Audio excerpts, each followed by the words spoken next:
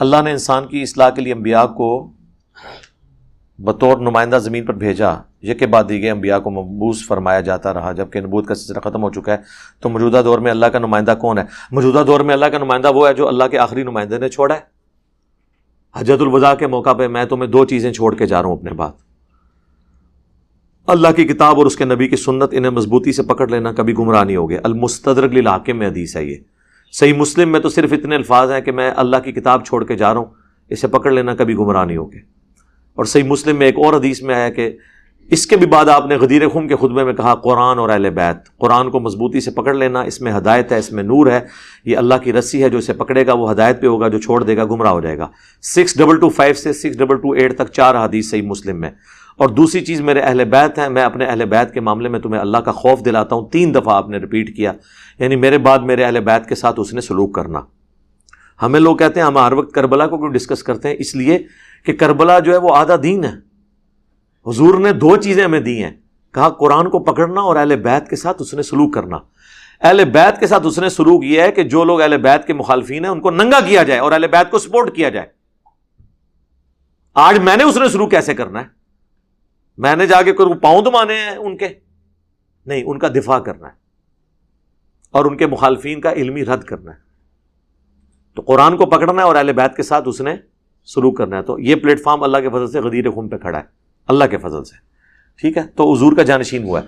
اب مجھے بتائیں، حجۃ الوداع پہ یا غدیر خم پہ نبی علیہ السلام کسی شخصیت کے والے بھی امت کو کر سکتے تھے، ٹھیک ہے؟ ایک شخصیت کا آپ نے ذکر کیا ان معنوں میں کہ غدیر خم پہ نبی علیہ السلام نے جامع ترمذی میں، سنن نسائی الکبریٰ میں، المستدرک للحاکم میں، مسند احمد میں آتا ہے حضرت علی کا ہاتھ عوام میں بلند کیا، من کنت مولاہ فہذا علی مولاہ، اور ساتھ آیت بھی پڑھی النبی اولیٰ بالمؤمنین من انفسہم، نبی مومنین کی جانوں سے بڑھ کے ان پہ حق رکھتے ہیں۔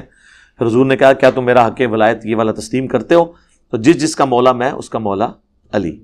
لیکن نبی علیہ السلام نے اس میں حضرت علی کے ساتھ حسن سلوک کا بیسیکلی ذکر تھا۔ کیوں؟ غدیر خم پہ صرف اہل شام اور اہل مدینہ تھے۔